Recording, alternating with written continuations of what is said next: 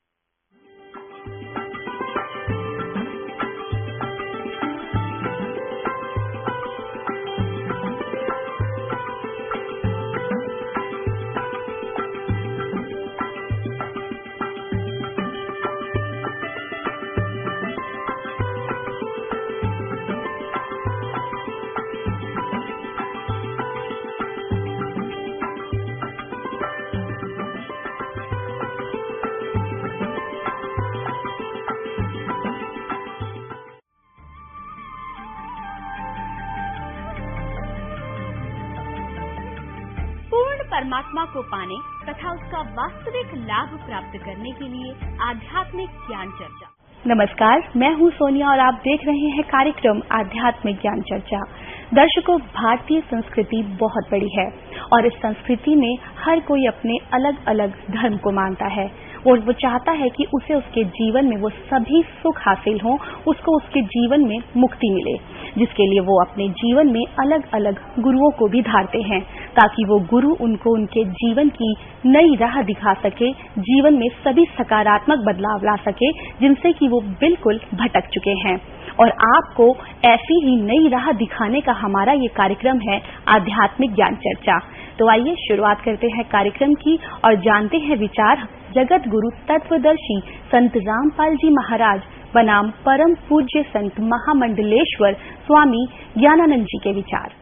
महाराज जी, आपसे यहाँ ये भी जानना चाहेंगे कि गीता जी का अध्याय 7 श्लोक 18 में गीता बोलने वाला भगवान अपनी साधना को अनुत्तम क्यों कह रहा है?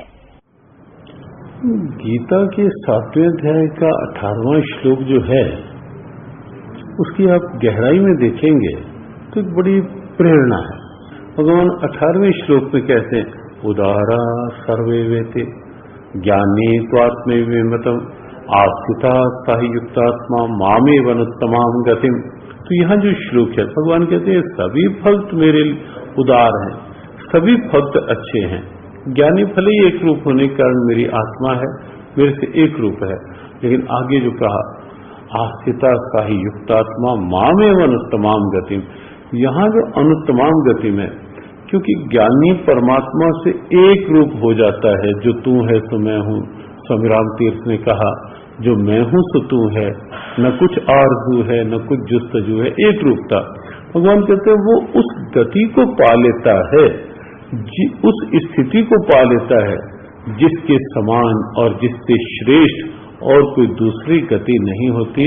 यहाँ जो अनुत्तमाम गतिम शब्द है, अनुत्तम की साधना की बात है, वो उस अवस्था की बात है जो जीव का परमोच्च लक्ष्य है, सर्वोच्च लक्ष्य है, जीव का परम प्राप्तव्य है, जिस प्राप्ति के पश्चात और कुछ पाना शेष नहीं रहता।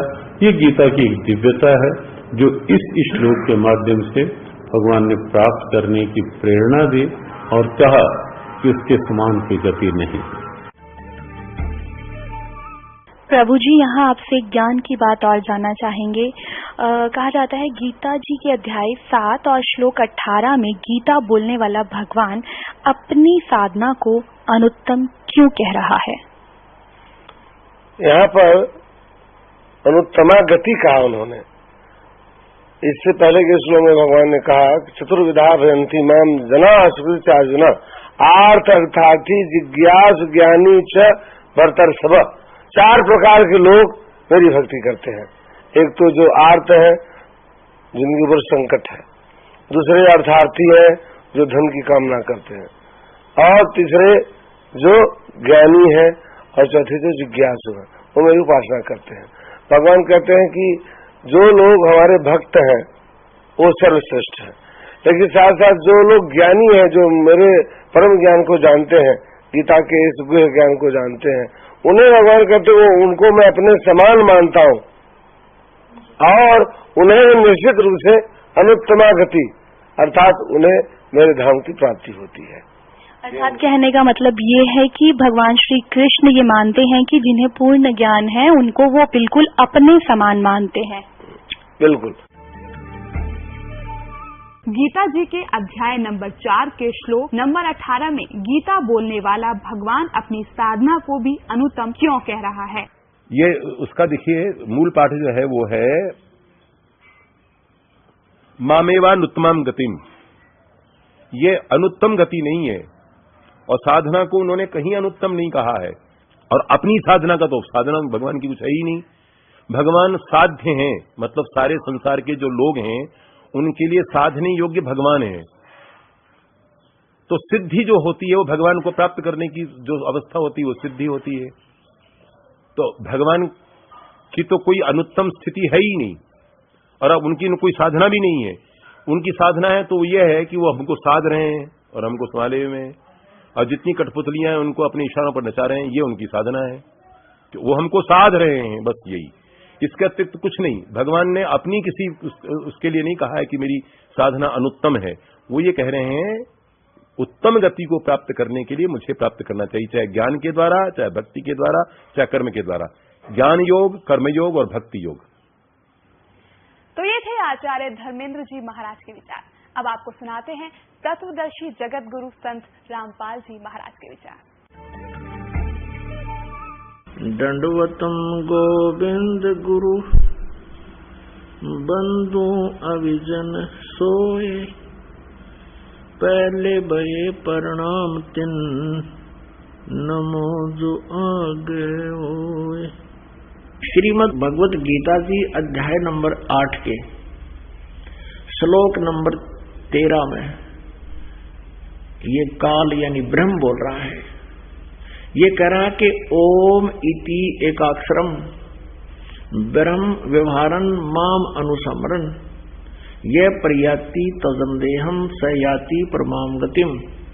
मुझ ब्रह्म का ओम इति एकाक्षरम ब्रह्म व्यवहारन माम अनुसमरन। माम माने मुझ, ब्रह्म माने ब्रह्म का, मुझ ब्रह्म का एक ओम ये एक अक्षर है, बस यही उच्चारण करके सिमरण करता हुआ ये प्रयाति तो देहम जो शरीर छोड़कर जाता है स याति परमाम गति। वो ओम से मिलने वाली गति को, श्रेष्ठ गति को प्राप्त होगा। अब ओम से कौन सी गति प्राप्त होगी? वो ब्रह्मलोक में चला जाएगा। आपको दिखाते हैं श्रीमद् देवी भागवत गीता प्रेस गोरखपुर से प्रकाशित है। संक्षिप्त श्रीमद् देवी भागवत सचित्र मोटा टाइप की और हिंदी, संपादक हनुमान प्रसाद पोदार, चिमनलाल गोस्वामी, गीता प्रेस गोरखपुर से प्रकाशित है। ये है 7वां सकंद और 562 पृष्ठ पे देवी के द्वारा हिमालय को ज्ञानोपदेश यानी ब्रह्म स्वरूप का वर्णन। श्री देवी जी कहने लगी, पर्वतराज उस ब्रह्म का क्या स्वरूप है यह बतलाया जाता है। अब ज्यादा ना पढ़ के हम अपने मतलब का पढ़ेंगे। यहाँ देखिए, उस एकमात्र परमात्मा को ही जाने, दूसरी सब बातों को छोड़ दे, यानी और कोई मंत्र जाप नहीं करना। यही अमृत रूप परमात्मा के पास पहुंचाने वाला पुल है। संसार समुद्र से पार होकर अमृत स्वरूप परमात्मा को प्राप्त कराने का यह सुलभ साधन है। आगे देखो, इस आत्मा का ओम के जप के साथ ध्यान करो। इससे अज्ञान में अंधकार से सर्वथा परे और संसार समुद्र से उस पार जो ब्रह्म है उसको पा जाओगे। ओम नाम का जाप करो और ब्रह्म को पाने का उद्देश्य रखो, तुम्हारा कल्याण हो, उसको मिल पा जाओ। वो कहाँ रहता है? 563 पृष्ठ हम पढ़ रहे हैं। वह यह सबका आत्मा ब्रह्म लोक रूप दिव्य आकाश में सचित है। अब ओम का जाप करने वाले कहाँ जाते हैं? ब्रह्मलोक में। ठीक। अब गीता ज्ञान दाता कहता है कि मेरी जो साधना करनी है तो केवल ओम नाम है, नथिंग एल्स। राधे राधे, कृष्ण कृष्ण, हरे हरे, हरे कृष्ण, ये कृष्ण कलम कृष्ण, ये बनावटी और मनमाना आचरण है, यूजलेस मंत्र है, इनसे जीवन नष्ट हो जाएगा। अब यहाँ गीता ज्ञान दाता कहता है कि मेरा जाप करना है तो ओम का जाप है, और इस ओम नाम के जाप करने से अंतिम सांस तक मेरा स्मरण करता रहेगा तो परम गति यानी मेरे से ओम नाम से जो मिलने वाला लाभ है उसको प्राप्त हो जाएगा, ब्रह्मलोक में चले जाओगे। गीता जी अध्याय नंबर 8 के श्लोक नंबर 16 में कहा है कि ब्रह्मलोक पर्यंत भी यानी ब्रह्मलोक में जो चले गए उनका भी पुनर्जन्म जन्म मृत्यु सभी कष्ट ज्यों के त्यों बने रहेंगे। इसलिए गीता जी अध्याय नंबर 7 के श्लोक नंबर 18 में गीता ज्ञान दाता कहता है कि अर्जुन, ये ज्ञानी आत्मा है तो नेक उद्धार है, लेकिन ये परमात्मा में लगी हुई आत्माएं ये मेरे वाली अनुत्तम गति में ही सचित है। मेरे वाली अनुत्तम यानी घटिया अश्रेष्ठ गति में सचित है, यानी इनका भी जन्म मृत्यु सदा बना रहेगा और कर्म का दंड इन्हें भोगते ही रहना होगा, पूर्ण मोक्ष नहीं हो सकता। जैसे श्रीमद् भगवद गीता जी अध्याय नंबर 4 के श्लोक नंबर 5 में और 9 में गीता ज्ञान दाता कहता है कि अर्जुन, तेरे और मेरे बहुत जन्म हो चुके हैं, तू नहीं जानता, मैं जानता हूं। मेरे जन्म और कर्म दिव्य हैं। इससे सिद्ध है कि गीता ज्ञान दाता ये ब्रह्म भी नाशवान है और फिर इसके उपासक तो ऑटोमेटिकल नाशवान हो गए, क्योंकि ब्रह्मलोक में जाएंगे। ब्रह्मलोक में गीता जी में स्पष्ट लिखा है कि वहां गए हुए भी फिर भी पुनरावर्ती में। इसलिए ये कहता है कि मेरी साधना ये पुण्यात्मा कर तो रहे सच्चे मन से, लेकिन मेरे वाली घटिया गति में ही ये सचित है। अब इसको घटिया क्यों कहा, अनुत्तम क्यों कहा? ये अज्ञानी संत नकली ऋषि गुरु कहते हैं कि यहाँ अनुत्तम का अर्थ है जिससे उत्तम कोई और ना हो। अरे तेरा गजब भैया, इतनी अनर्थ कर डाले इन्होंने। एक 6ठी कक्षा के बालक तो पूछ लो विद्यार्थी से, और उत्तम माने क्या होता है? श्रेष्ठ। अनुत्तम अश्रेष्ठ। और इन्होंने अज्ञानता के कारण इनके अनर्थ कर डाले। यदि यहाँ ये भी प्रसंग हम माने इनकी दंत कथा से, अज्ञान से, कि भगवान ये कह रहे हैं कि इससे उत्तम कोई गति नहीं, मेरे से उत्तम कोई किसी की गति नहीं, इसलिए अनुत्तम का अर्थ अति उत्तम कहा नहीं। गीता ज्ञानदाता अध्याय नंबर 18 के श्लोक नंबर 62 में कहता है, अर्जुन तू सर्वभाव से उस परमेश्वर की शरण में जा, उसकी कृपा से ही तू परम शांति को और सनातन परम धाम को प्राप्त होगा। पुण्यात्माओं, यदि यहाँ अनुत्तम का अर्थ अति उत्तम करें तो वैसे अनर्थ है, और फिर इस आधार से कहें कि भगवान कह रहे हैं कि इससे उत्तम कोई और गति नहीं, वो तो खुद कह रहे हैं कि वो और है गति, और परमात्मा जिसे पूर्ण मोक्ष होगा, जिसकी गति सर्वश्रेष्ठ है। अन्यथा वो अन्य भगवान के विषय में नहीं कहते। पुण्यात्माओं, गीता जी अध्याय नंबर 8 के श्लोक नंबर 1 में अर्जुन ने पूछा कि प्रभु, आपने जो गीता जी अध्याय नंबर 7 के श्लोक नंबर 29 में कहा कि मेरे इस ज्ञान को आश्रय करके उस तत्वदर्शी संत की खोज करो, गीता जी अध्याय नंबर 4 के श्लोक नंबर 34 में कहा है, तत्वदर्शी संत से वो तत्व ज्ञान सुनो समझो, उस परमात्म तत्व के बारे में वो तत्वदर्शी संत बताएंगे। जिन्होंने वो तत्वदर्शी संत मिल गया, उन्होंने सारे अध्यात्म ज्ञान को समझा और सभी कर्मों से परिचित हुआ और वो तत्व ब्रह्म से परिचित हुआ, फिर वो जरा और मरण से मुक्ति के लिए ही, छुटकारे के लिए ही वो साधना यत्न करता है, प्रयत्न करता है। वो इस संसार की किसी वस्तु की डिमांड नहीं करता, उस तत्व ब्रह्म को जान लेता है। तो यहाँ गीता जी अध्याय नंबर 8 के श्लोक नंबर 1 में अर्जुन ने पूछा, किम तत्व ब्रह्म, वो तत्व ब्रह्म क्या है जिसके जानकर फिर कुछ किसी वस्तु को जानना, किसी वस्तु की डिमांड नहीं करता, जरा और मरण से मोक्ष प्राप्ति ही चाहता है, तो वो किम तत्व ब्रह्म। अब गीता ज्ञानदाता 8वें अध्याय के 3रे श्लोक में उत्तर देता है कि वो परम अक्षर ब्रह्म है।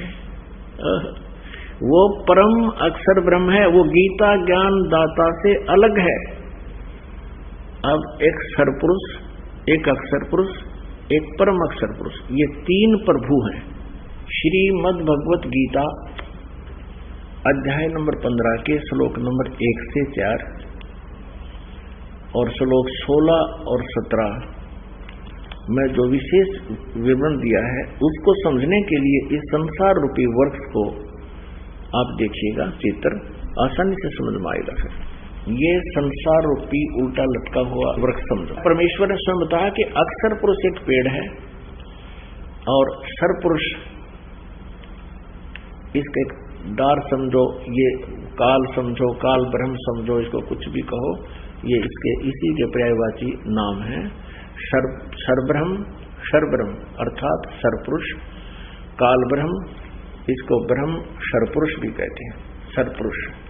ये तो डार समझो इस संसार रूपी वृक्ष की। और तीनों देवा, रजगुण ब्रह्मा जी, सतगुण विष्णु जी, तमगुण शिव जी, ये तो शाखाएं हैं और हम यहाँ पात रूप संसार। अब इस आशय को समझने के लिए अब ये गुप्त कौन है, ये जड़ कौन है, ये परम अक्षर ब्रह्म है। परम अक्षर पुरुष कहो, परम अक्षर ब्रह्म कहो,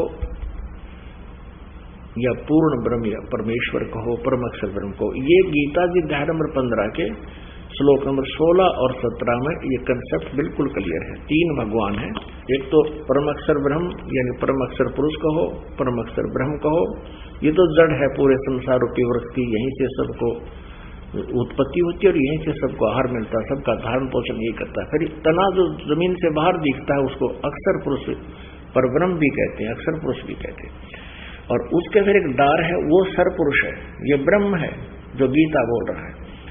और तीनों देवा, रजगुण ब्रह्मा, सतगुण विष्णु, तमगुण शिव जी, ये शाखा है और हम पात रूप संसार। तत्वदर्शी संत मिलने के पश्चात इस उलझी हुई गुत्थी को समझकर उसके पश्चात परमेश्वर के उस परम पद की खोज करनी चाहिए जहां जाने के बाद फिर लौटकर कभी संसार में नहीं आते, उनका जन्म मृत्यु कभी नहीं होता। वो है वास्तव में परम गति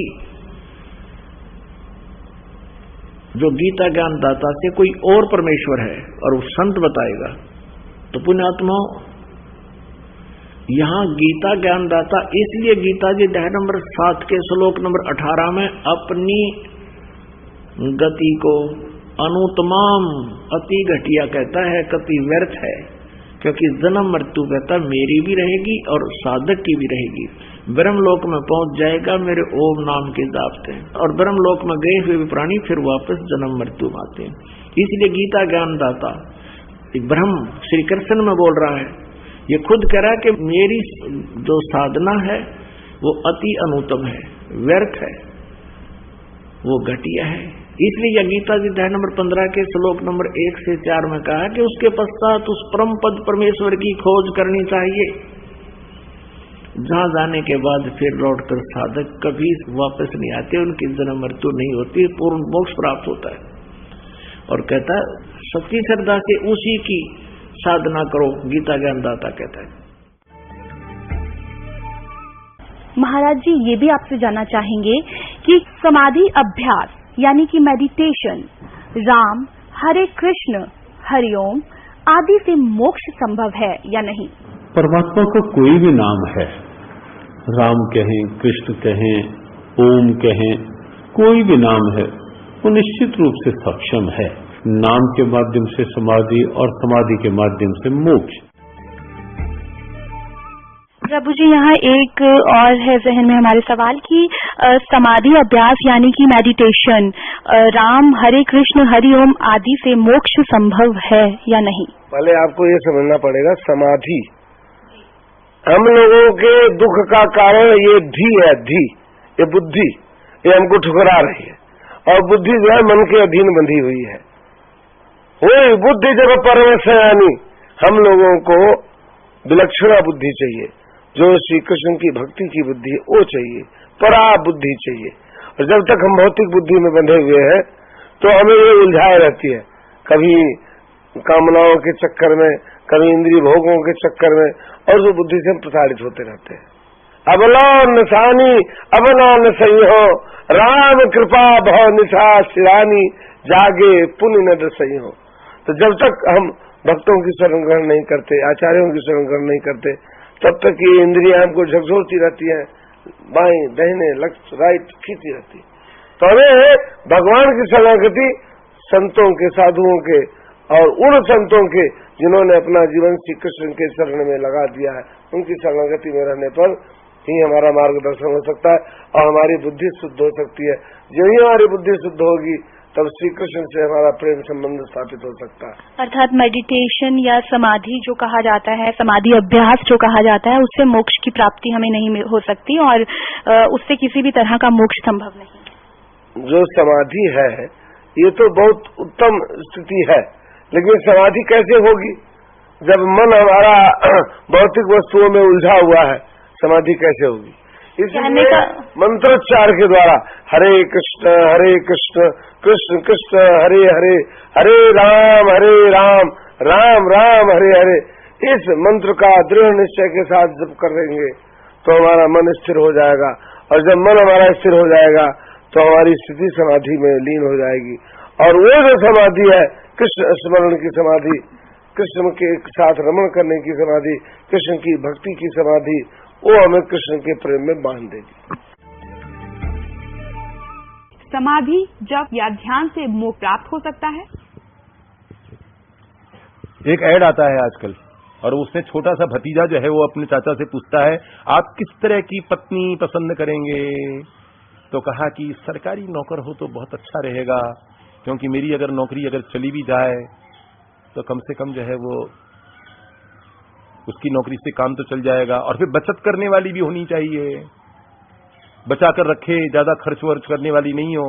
तो समझदार भतीजा कहता है कि तो फिर चाचू आपको पत्नी की जरूरत नहीं है, आप LIC की पॉलिसी ले लीजिए और विवाह जो है वो किसी प्रेम करने वाली पत्नी से कीजिए, लड़की से कीजिए। बस यही इसका उत्तर है। हमारा कहना है कि भगवान के को प्राप्त करने का कर्मकांड से भी भगवान की उपासना होती है, जप से भी होती है, ध्यान से भी होती है। ध्यानावस्थित तद्गते न मनसा पश्यन्ति यम योगिनो। अपने हृदय में भगवान को का चिंतन करके लोग अपने दिल के आईने में है तस्वीर यार, जब जरा गर्दन झुकाई देख ली, तो ये होता है। लेकिन ध्यान से, मेडिटेशन से, जप से, तपस्या से परमात्मा को सुगमता पूर्वक प्राप्त किया जा सकता है क्या? तो भगवान तो सबसे अधिक जो प्रिय है वो है प्रेम, क्योंकि भगवान स्वयं ही प्रेम है, और इसलिए उनको प्राप्त करने का सबसे सुगम उपाय जो है वो प्रेम है, समर्पण। मैं तुम्हारा हूं, सर्वधर्मान परित्यज्य माम एकम शरणम व्रज, मन मना भव मद भक्तो मद्याजी माम नमस्कुरु। केवल एक प्रणाम ही पर्याप्त है। एकोपि कृष्णस्य कृतः प्रणामो दशाश्वमेधाव भृतेन तुल्यम, दशाश्वमेधी पुनरेति जन्म कृष्ण प्रणामी न पुनर्भवाय। केवल अंतःकरण से किया हुआ प्रणाम। दोनों हाथ अगर कट गए हों संजीव कुमार के समान, तो फिर प्रणाम कैसे करेगा? वो हृदय से प्रणाम करेगा। गब्बर को मारने के लिए तो जूतों में कील लगवा लेगा, लेकिन भगवान को प्रणाम करने के लिए हाथ कहां से लाएगा? तो गब्बर को मारने के लिए जूते की कील जरूरी है, लेकिन भगवान को प्रणाम करने के लिए हाथों की कोई जरूरत नहीं है, क्योंकि प्रणाम जो करता है वो हृदय करता है। तो भगवान को यदि हमने हृदय से प्रणाम किया और हम उनकी शरण में चले गए और एक बार कहा सकृत एव प्रपन्नाया, एक बार सकृत कहते हैं एक बार, प्रपन्न भाव से बिल्कुल सारे अहंकार को छोड़ करके सकृत एव प्रपन्नाय तवास्मि, मैं तुम्हारा हूं, इति च याचते, इस प्रकार से अगर कोई याचना करता है तो भगवान एश्योरेंस देते हैं, उनका वादा है, ये गारंटी है। अभयम सर्वभूतेभ्यो ददाम्येतद् व्रतम मम, संसार के सारे भयों से मैं उसको मुक्त कर देता हूं, ये मेरा व्रत है, यानी ये मेरा स्वभाव है, या मेरी आदत है। तो भगवान जो हैं वो केवल समर्पण चाहते हैं, केवल मोहब्बत, इसके अलावा और कुछ नहीं। और भगवान को हमने एक बार कह दिया, गज अरुण ग्राह लड़े जल भीतर, लड़त लड़त गज हार्यो। पहले तो उसने अपने भारी भरकम शरीर से छोटा सा एक मगरमच्छ क्या है, इसको कुचल दूंगा मैं, लेकिन जब नहीं हो सका और डूबते गए तो तिल भर सूंड रही जल बाहर, तब हरि नाम उचार्यो। तब हरि शब्द में तो केवल 2 ही अक्षर हैं, उसमें भी कोई बड़ा अक्षर नहीं है, मतलब बड़ी मात्रा नहीं है, री भी बड़ा नहीं है, हरि नहीं है, हरि है। तो वो ह का ही उच्चारण हो पाया, री का उच्चारण करने के पहले ही भगवान प्रकट हो गए और सुदर्शन चक्र से ग्राहक की ग्रीवा को उच्छिन्न करके उन्होंने गजराज को उबार लिया। तो क्या चाहिए भगवान को? भगवान को समर्पण चाहिए। एक बार कहो कि मैं तुम्हारा हूं। गीता को जिन्होंने अपने जीवन में ढाला था और गीता में जो जीते रहे, ये वर्तमान युग के महान संत स्वामी रामसुखदास जी महाराज, उनसे कहा कि कुछ दीजिए हमको, हम क्या करें, हमको कोई उपासना का तरीका, कोई कर्मकांड, कोई तरीका इस प्रकार का बताइए। तो उन्होंने कहा एक ही तरीका है कि हर सांस में बोलते रहो, हे प्रभु, भगवान से मांगते रहो, हे भगवान मैं तुमको भूलूं नहीं, हे भगवान मैं तुमको भूलूं नहीं, हे भगवान मैं तुमको भूलूं नहीं, हे भगवान मैं तुमको भूलूं नहीं, तुम सदा मुझे याद रहो। बस इससे बढ़कर के और भगवान से वर मांगने की कोई जरूरत नहीं है, क्योंकि ये जो तीन ये जो रखे हुए हैं, अभी तो मैंने इनको ऑफ कर रखा है, लेकिन जब ऑन करूंगा तो ये काम नहीं करेंगे। अगर इनका टावर, अगर वोडाफोन का टावर नहीं है तो वोडाफोन काम नहीं करेगा, एयरटेल का टावर नहीं है तो एयरटेल काम नहीं करेगा, और थोड़ा अगर कहीं घाटी वाटी में चले गए, अंडरग्राउंड में चले गए तो काम नहीं करेगा, मतलब डिस्कनेक्ट हो गया, टावर के साथ कनेक्शन नहीं है, तो सब सिम बेकार, बैटरी बेकार और महंगे से महंगा मोबाइल बेकार। परंतु अगर हम डिस्कनेक्ट नहीं हुए, कनेक्शन हमारा जुड़ा रहा, बात खत्म हुई। तो ये जो मोबाइल है, हम मोबाइल हैं कि नहीं है, हम चलते फिरते हैं कि नहीं है, तो ये जो मोबाइल है, इतना बड़ा मोबाइल, संसार का सबसे कीमती मोबाइल, इसको अपने टावर के साथ, अब सबसे बड़ी अपॉर्चुनिटी यह है कि वो टावर नहीं है, एयरटेल का भी नहीं है और रिलायंस का भी नहीं है और बीएसएनएल का भी नहीं है, तो क्या है वो? तो वो तो महा टावर है, टावरों का टावर है। दुनिया में, ब्रह्मांड में ऐसी कोई जगह है ही नहीं जहां उससे डिस्कनेक्ट होने का खतरा हो। तो फिर कनेक्ट रहो ना भाई, परेशान क्यों हो रहे हो? अपना लक पहनकर चलो ना। तो अपना लक पहनकर चलो जो है वो कोई बनियान फनियान नहीं है, कोई गारमेंट फारमेंट नहीं है, भगवान की कृपा, भगवान के प्रेम के कपड़े पहनकर चलो।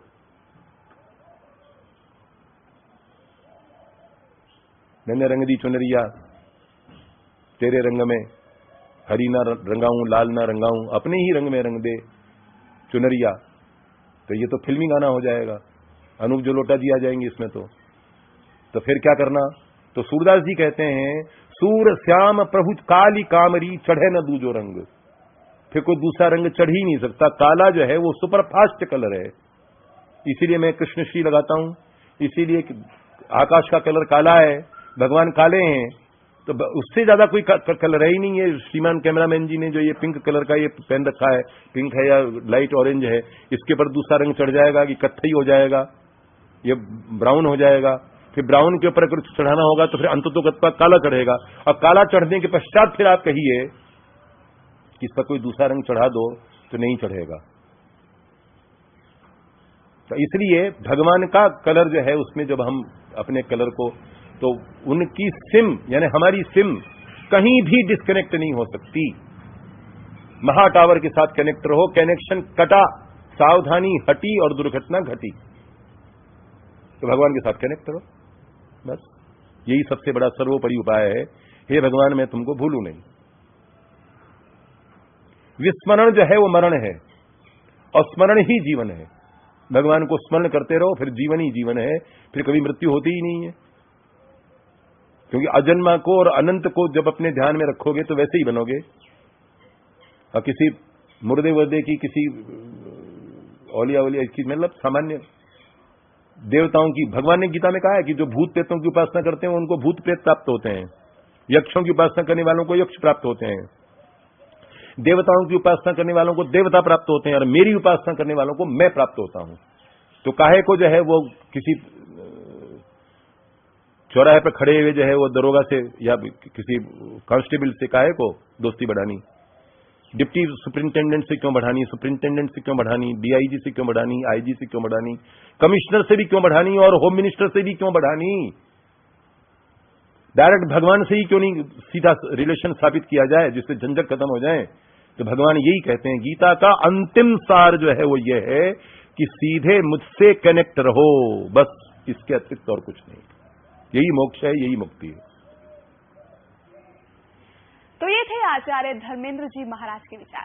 अब आपको सुनाते हैं तत्वदर्शी जगत गुरु संत रामपाल जी महाराज के विचार। कर जोरूं विनती करूं,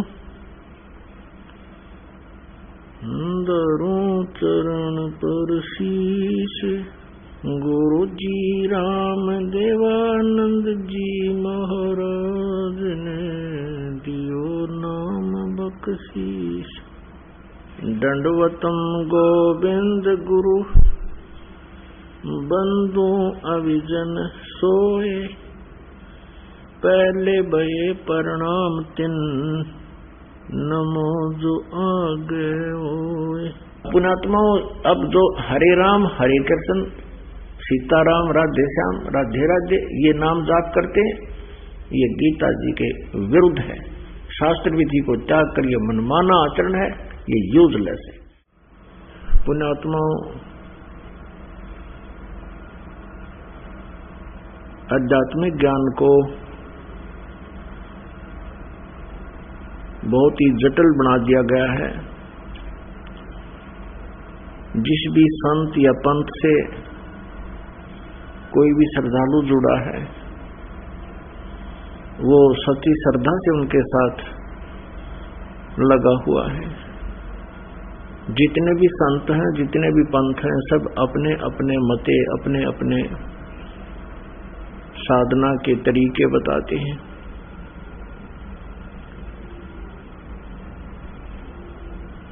श्रीमद् भगवत गीता अध्याय नंबर 16 के श्लोक नंबर 23 में कहा है कि शास्त्र विधि को त्याग कर जो मनमाना आचरण करते हैं, जो मनमानी पूजाएं करते हैं, मनमाने नाम जाप करते हैं, जो सदग्रंथों में प्रमाण नहीं है जिनका, तो वो अपना जीवन व्यर्थ कर रहे हैं। उनको न तो कोई सुख होता है, न उनको सिद्धि प्राप्त होती है, और न ही उनकी परम गति होती है, अर्थात यूजलेस। इसलिए श्रीमद् भगवत गीता जी अध्याय नंबर 16 के मंत्र 24 में तुरंत कहा है, इससे तेरे लिए अर्जुन कर्तव्य और अकर्तव्य की व्यवस्था में शास्त्र ही प्रमाण है। अर्थात जो साधना करनी चाहिए और जो त्यागनी चाहिए, जो नहीं करनी चाहिए, उसके लिए सदग्रंथ ही प्रमाण है। जो सदग्रंथों में लिखी पूजा की विधि है वही कीजिए। उसको त्याग कर अपना मनमानी कोई साधनाएं करते हो तो शास्त्र विरुद्ध साधना होने से, शास्त्र विधि त्याग कर मनमाना आचरण होने से, मनमानी पूजाएं होने से वो व्यर्थ हैं। जैसे कुछ श्रद्धालु हरे राम हरे कृष्ण, कृष्ण कृष्ण हरे हरे, या कोई राधे राधे श्याम मिला दे, कोई ओम भगवते वासुदेव नमः, कोई जाप करता ओम नमः शिवाय, और भी अन्य बहुत से मंत्रों के जाप किए जाते हैं। ये मंत्र किसी भी सदग्रंथ में प्रमाण नहीं है। सदग्रंथ मीन पवित्र चारों वेद, पवित्र श्रीमद् भगवत गीता। जो श्रद्धालु श्री कृष्ण जी को अपना इष्ट मानते हैं और वो ये भी मानते हैं कि श्री कृष्ण जी ने श्रीमद् भगवत गीता जी का ज्ञान अर्जुन को दिया और इस सदग्रंथ को वो शिरोधार्य मानते हैं। और कुछ एक संतजन, कुछ महाराज जी गीता मनीषी लिखते हैं अपने पीछे, महामंडलेश्वर, और वो जाप करते हैं हरे राम हरे कृष्ण कृष्ण कृष्ण हरे हरे राधे राधे। तो इससे सिद्ध है कि वो केवल लिखे हुए हैं गीता मनीषी, उन्होंने गीता जी के बारे में कह का भी ज्ञान नहीं है। किसी सदग्रंथ के मंत्रों को, श्लोकों को कंठस्थ याद कर लेने मात्र से वो उस सदग्रंथ का ज्ञाता नहीं हो जाता। अब श्रीमद् भगवत गीता जी में कहीं भी हरे कृष्ण या कृष्ण कृष्ण हरे हरे या राधे राधे जाप करने का प्रावधान या आज्ञा आदेश नहीं है। तो इस प्रकार जो गीता जी की आज्ञा का उल्लंघन करके मनमाने ये जाप करते हैं, ये अपना जीवन व्यर्थ कर रहे हैं और साथ में श्रद्धालुओं को मिसगाइड किए हुए हैं। ये संत ठीक नहीं। श्रीमद् भगवत गीता जी श्री कृष्ण जी में प्रवेश करके ब्रह्म ने बोला, श्री कृष्ण जी ने गीता जी को नहीं बोला। श्री कृष्ण जी की आत्मा को तो पता नहीं मैंने श्रीमद् भगवत गीता में क्या कहा था। इसका थोड़ा सा प्रमाण देते हैं, फिर आगे चलते हैं। जिस समय महाभारत का युद्ध समाप्त हुआ, कौरवों का नाश हो गया और पांडवों को राज्य प्राप्त हुआ, तो श्री कृष्ण जी ने युधिष्ठिर जी को राजगद्दी पर बैठा दिया। अर्जुन ने कहा, भगवान आप द्वारका जाने वाले हो, हमें कुछ उपदेश देकर जाओ क्योंकि आप हमारे धार्मिक गुरु हैं। क्योंकि गीता अध्याय नंबर 2 के श्लोक नंबर 7 में अर्जुन कह रहा है कि आप मेरे गुरु हो, मैं आपका शिष्य हूं और मुझे आप ज्ञान दीजिए, मैं आपकी शरण हूं। तो श्री कृष्ण और अर्जुन दोनों उस सत्संग स्थल के आसपास टहल रहे हैं और अर्जुन श्री कृष्ण जी से प्रश्न करते हैं कि भगवान आज मुझे वही गीता जी का ज्ञान सुनाना जो आप जी ने महाभारत के युद्ध से पूर्व सुनाया था और मैं उस ज्ञान को भूल गया हूं। अब श्री कृष्ण जी कहते हैं कि अर्जुन तू बड़ा श्रद्धाहीन है, तेरी बुद्धि अच्छी नहीं है और तूने उस ज्ञान को याद क्यों नहीं रखा। और स्वयं श्री कृष्ण जी कहते हैं अब मुझे उसका पूरा पूरा सिमरण होना असंभव है। उस समय तो मैंने योग युक्त होकर उस ज्ञान को बोला था, परमात्म ज्ञान को।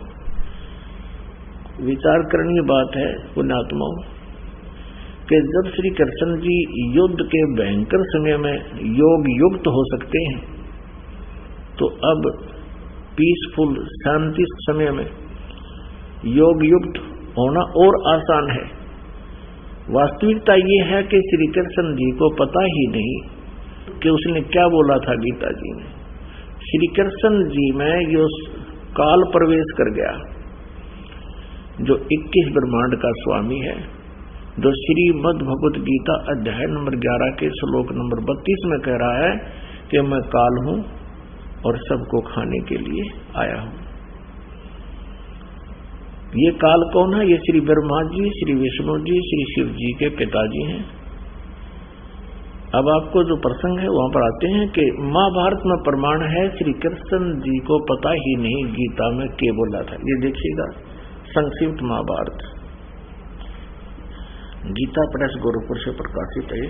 संक्षिप्त महाभारत द्वितीय खंड और संपादक तथा संशोधक हैं जय दयाल गोविंद का, गीता प्रेस गोरखपुर से प्रकाशित है। प्रकाशक एवं मुद्रक हैं गीता प्रेस गोरखपुर, गोविंद भवन कार्यालय कोलकाता का संस्थान। ये देखिएगा इसके 667 पृष्ठ पे श्री कृष्ण का अर्जुन से सिद्ध महर्षि और कश्यप का संवाद। यहां देखिएगा, जन्मे जय ने पूछा ब्रह्मन, शत्रुओं का नाश हो जाने के बाद जब महात्मा श्री कृष्ण और अर्जुन सभा में बैठकर वार्तालाप कर रहे थे, उसमें उनमें क्या क्या बातचीत हुई। वैशंपायन जी ने कहा, राजन, श्री कृष्ण के सहित अर्जुन ने जब अपने राज्य पर पूरा अधिकार प्राप्त हो गया तो वे दिव्य सभा में आनंद के साथ रहने लगे। एक दिन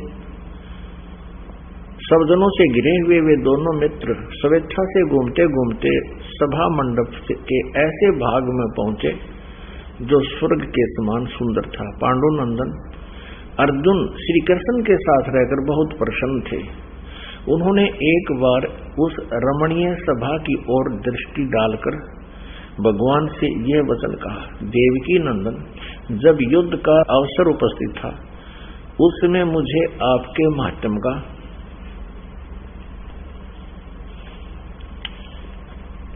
ज्ञान और ईश्वरीय स्वरूप का दर्शन हुआ था, किंतु केशव, आपने स्नेहवश पहले मुझे जो ज्ञान उपदेश दिया था, वो गीता वाला, वह सब इस समय बुद्धि के दोष से भूल गया है। उन विषयों को सुनने के लिए बारंबार मेरे मन में उत्कंठा होती है। इधर आप जल्दी ही द्वारका जाने वाले हो, अतः पुनः वह सब विषय मुझे सुना दीजिए। यानी वो 18 के 18 अध्याय गीता जी के फिर सुना दीजिए। वैशंपायन जी कहते हैं कि अर्जुन के ऐसे कहने पर वक्ताओं में श्रेष्ठ महातेजस्वी भगवान श्री कृष्ण ने उन्हें गले से लगाकर इस प्रकार उत्तर दिया। श्री कृष्ण बोले, अर्जुन, उस समय मैंने तुम्हें अत्यंत गोपनीय विषय का श्रवण कराया था। अपने स्वरूप भूत धर्म सनातन पुरुषोत्तम तत्व का परिचय दिया था और नित्य लोकों का भी वर्णन किया था, किंतु तुमने जो अपनी नासमझी के कारण उस उपदेश को याद नहीं रखा, यह जानकर मुझे बड़ा खेद हुआ है। उन बातों को अब पूरा पूरा स्मरण होना संभव नहीं जान पड़ता। पांडुनंदन, निश्चय ही तुम बड़े श्रद्धाहीन हो, तुम्हारी बुद्धि अच्छी नहीं जान पड़ती। अब मेरे लिए उस उपदेश को ज्यों का त्यों दोहरा देना कठिन है, क्योंकि उस समय योग युक्त होकर मैंने परमात्म तत्व का वर्णन किया था। पुण्यात्माओं, ये स्पष्ट हो गया श्री कृष्ण जी ने गीता जी के विषय में क्या नहीं पता। अब क्या कह रहे हैं, स्वयं तो कह रहे हैं कि मुझे अब वो पूरा ज्यों का तो दोहराना बड़ा कठिन है, मुझे याद नहीं आ सकता। अर्जुन पर डांट लगा रहे हैं कि तुम बड़े श्रद्धाहीन हो, तुम्हारी बुद्धि अच्छी नहीं है, तुमने वो ज्ञान याद क्यों नहीं रखा। अब ये दास जो सत्संग करता है और पहली बार कोई श्रोता सुनता है, उस 2 घंटे का सत्संग उसको मुश्किल से 20-30% याद रहेगा। और इस दास को से कभी सुन लेना, उस विषय को तुरंत सुना दूंगा। और यदि मेरे अंदर कोई प्रेत बोल रहा है, कोई भूत बोल रहा है, अन्य आत्मा बोल रही है, फिर मैं यही शब्द बोलूंगा जो श्री कृष्ण जी ने अर्जुन को बोला। अब फिर साथ में श्री कृष्ण जी कह रहे हैं कि मैंने उस समय योग युक्त होकर उस परमात्म तत्व का ज्ञान कहा था। यानी श्री कृष्ण जी से अन्य कोई परमात्मा है, उस परमात्म तत्व का ज्ञान कहा था योग युक्त होकर। अब जब युद्ध के समय, भयंकर समय में योग युक्त हो सकते हैं, तो अब तो पीसफुल था। उस समय तो सारे कोई दुख नहीं, कोई परेशानी नहीं थी। उस समय तो और आसानी से योग युक्त हो जाना चाहिए था श्री कृष्ण जी ने। वास्तविकता ये है कि श्री कृष्ण जी नहीं चाहते थे ये युद्ध हो। पहले शांति दूत बनकर भी गए थे और 3 बार पांडव और कौरवों को समझाने की चेष्टा की थी कि युद्ध मत करो, विनाश हो जाएगा और ये सब संपत्ति यहीं रह जाएगी, तुम मृत्यु को प्राप्त हो जाओगे। लेकिन वो नहीं माने थे। अंत में भगवान ने ये भी कह दिया था कि एक तरफ मेरी सेना होगी, एक तरफ मैं हूंगा और मैं हथियार भी नहीं उठाऊंगा। भगवान ये चाहते थे कि किसी तरह ये पांडव ही मान जाएं और ये युद्ध ना हो। लेकिन जो भी था नई बात सिरा चली और भगवान श्री कृष्ण जी ने कौरवों की सभा में जब दुर्योधन और ने भगवान श्री कृष्ण जी की बात को नहीं स्वीकारा था, जब श्री कृष्ण जी ने यहाँ पे कह दिया था कि तुम 5 गांव दे दो पांडवों को, ये युद्ध टल जाएगा, और दुर्योधन नहीं माना था, तो भगवान ने उनको कई कटु बातें कह दी कि तू इंसान नहीं है दुर्योधन, तू शैतान व्यक्ति है। अरे कहाँ 5 गांव, कहाँ आधा राज्य, तो विनाश के लिए उत्पन्न हुआ है। इन बातों से दुखी होकर, दुख मानकर दुर्योधन ने चाहा कि श्री कृष्ण को कैद कर लो, अरेस्ट कर लो। उसमें श्री कृष्ण जी ने अपना विराट रूप दिखाया, जिससे वो शिव की आंखें चुंधिया गई और वो सहन नहीं कर सके और भगवान वहां से निकल कर चले गए। अपने आत्माओं, जब महाभारत के युद्ध में आमने सामने सेना खड़ी होगी, अब अर्जुन ने तो यही बात कही जाकर के कि मैं युद्ध नहीं चाहता, इस युद्ध के अनर्थ से, ऐसे जुल्म से तो हम भीख मांग कर खा लेंगे, मैं 5 गांव भी नहीं चाहता। यदि श्री कृष्ण जी होते, उस समय श्री कृष्ण जी के अंदर काल प्रवेश कर गया, उसमें श्री कृष्ण जी की आत्मा को दबा दिया, इस 21 ब्रह्मांड के स्वामी इस काल ने श्री कृष्ण जी के शरीर में प्रवेश कर लिया। नहीं तो श्री कृष्ण जी कह देते कि ठीक है, कुछ नहीं बिगड़ा अर्जुन, चल चलेंगे। उसी समय वो काल आके श्री कृष्ण जी में प्रवेश कर गया। वो कैसे प्रवेश करता है ये दिखाते हैं। श्रीमद् भगवत गीता अध्याय नंबर 7 के श्लोक नंबर 24 और 25 में कहा कि मैं कभी किसी के सामने प्रकट नहीं होता, मैं कभी किसी के सामने अपने वास्तविक रूप में प्रकट नहीं होता, और ये बुद्धिहीन व्यक्ति मुझे कृष्ण मान रहे हैं। I am not Krishna. देखिएगा, श्रीमद् भगवत गीता, गीता प्रेस गोरखपुर से प्रकाशित है, जयदयाल गोविंद का इसके अनुवादक है। अध्याय नंबर 7 का और श्लोक नंबर 24।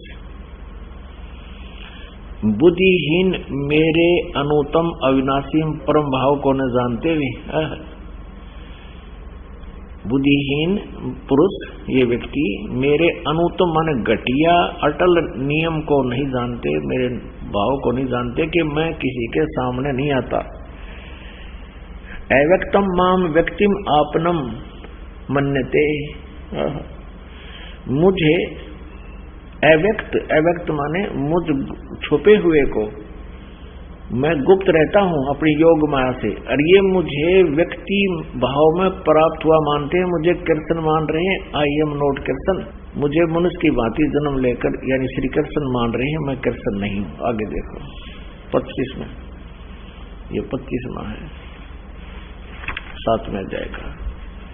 अपनी योग माया से छिपा हुआ मैं सबके प्रत्यक्ष नहीं होता, मैं कभी किसी के सामने नहीं आता, इसलिए यह अज्ञानी जन समुदाय मुझ जन्म रहित अविनाशी परमेश्वर को नहीं जानता।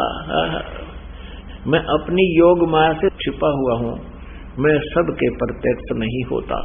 अपने आत्माओं, ये काल जो है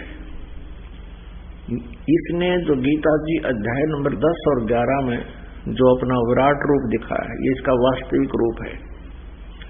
और इसने प्रतिज्ञा कर रखी है कि मैं कभी किसी के सामने अपने इस वास्तविक रूप में नहीं आऊंगा, दर्शन नहीं दूंगा। श्रीमद् भगवद गीता अध्याय नंबर 11 के श्लोक 47-48 में स्पष्ट किया है कि मेरा ये वास्तविक रूप है अर्जुन, मेरे इस रूप के दर्शन कोई नहीं कर सकता, ना किसी जप से, ना तप से, ना वेदों में वर्णित विधि से, ना किसी यज्ञ से, अर्थात मेरी प्राप्ति नहीं हो सकती।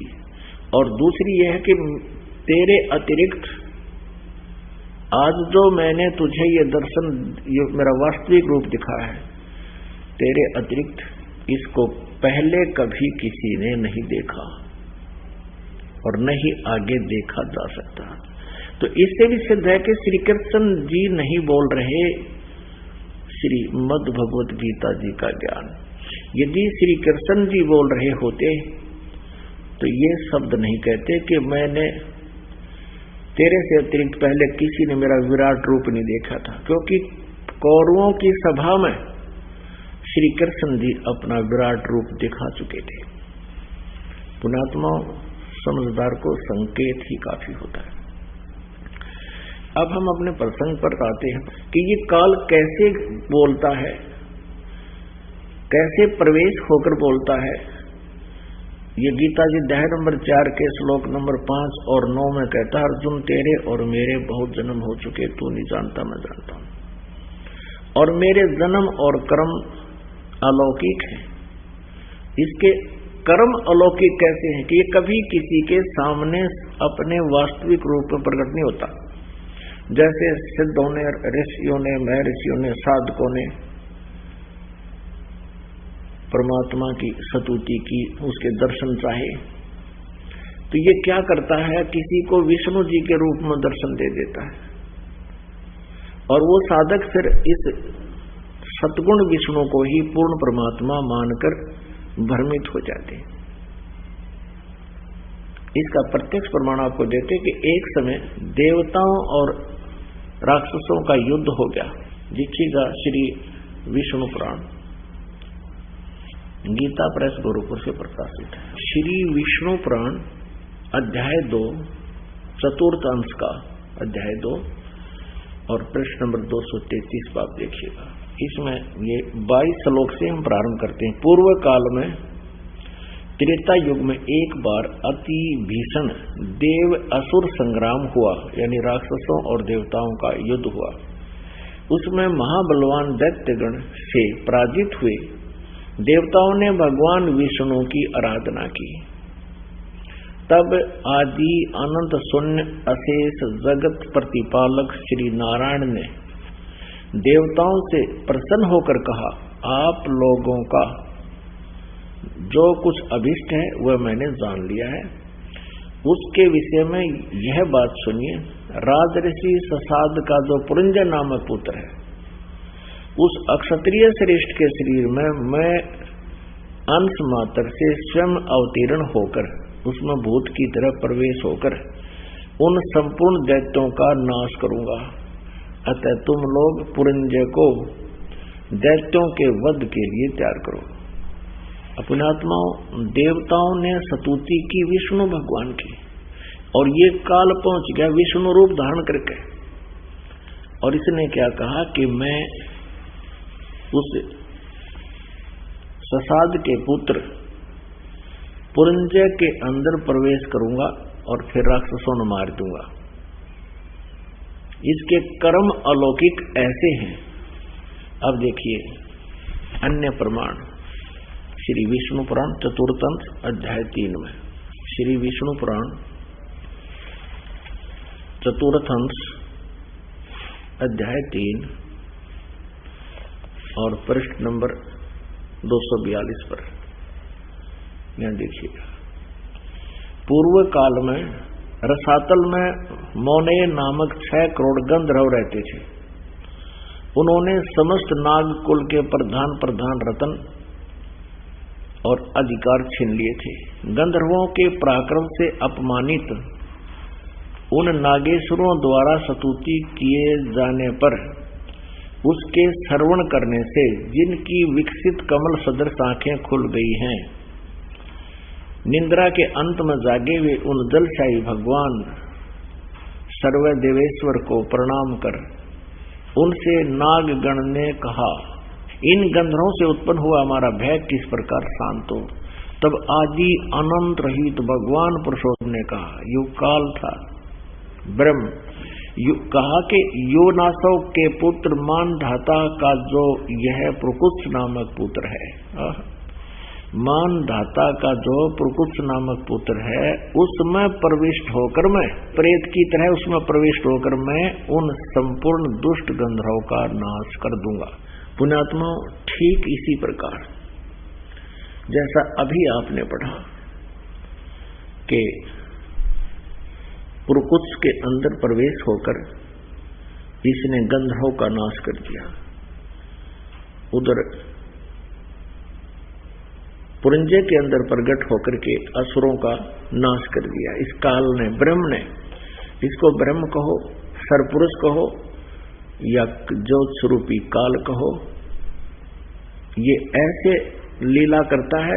ठीक इसी प्रकार जब श्री अर्जुन ने कहा कि मैं युद्ध नहीं करूंगा, इसको पता था कि श्री कृष्ण जी भी कह देगा मैं, भाई ठीक है चल, क्योंकि सतोगुण भगवान है, ये युद्ध के बिल्कुल विपरीत थे।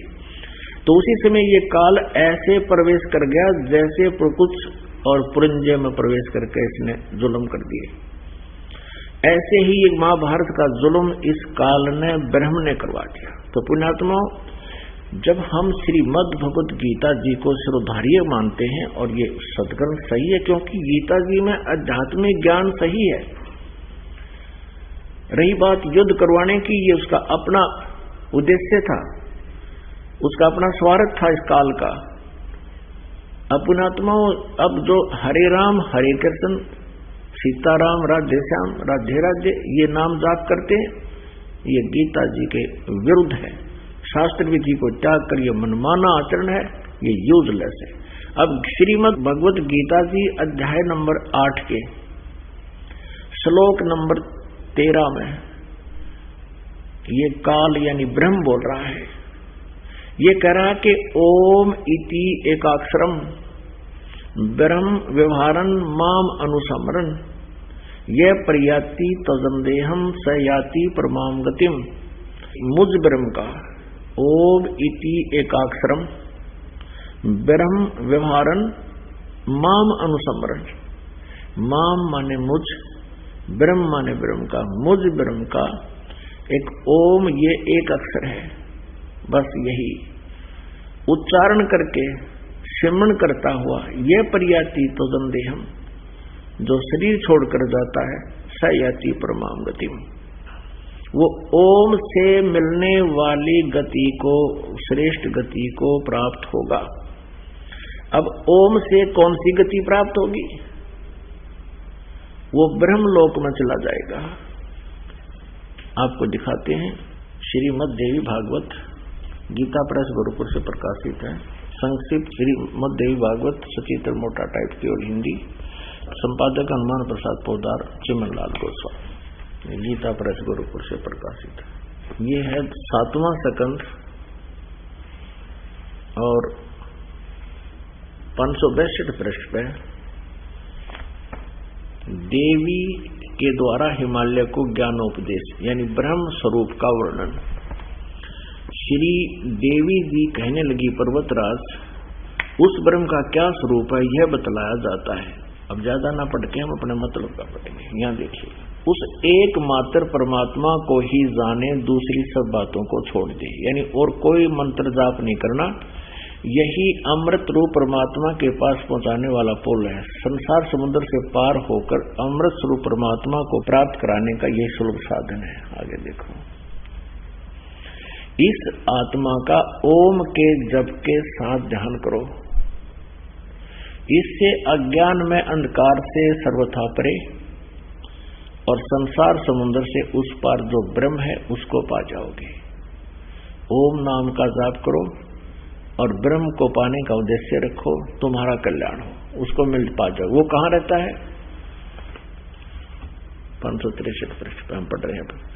वह यह सबका आत्मा ब्रह्म लोक रूप दिव्य आकाश में स्थित है। अब ओम का जाप करने वाले कहां जाते हैं? ब्रह्मलोक में। ठीक। अब गीता ज्ञानदाता कहता है कि मेरी जो साधना करनी है तो केवल ओम नाम है, नथिंग एल्स।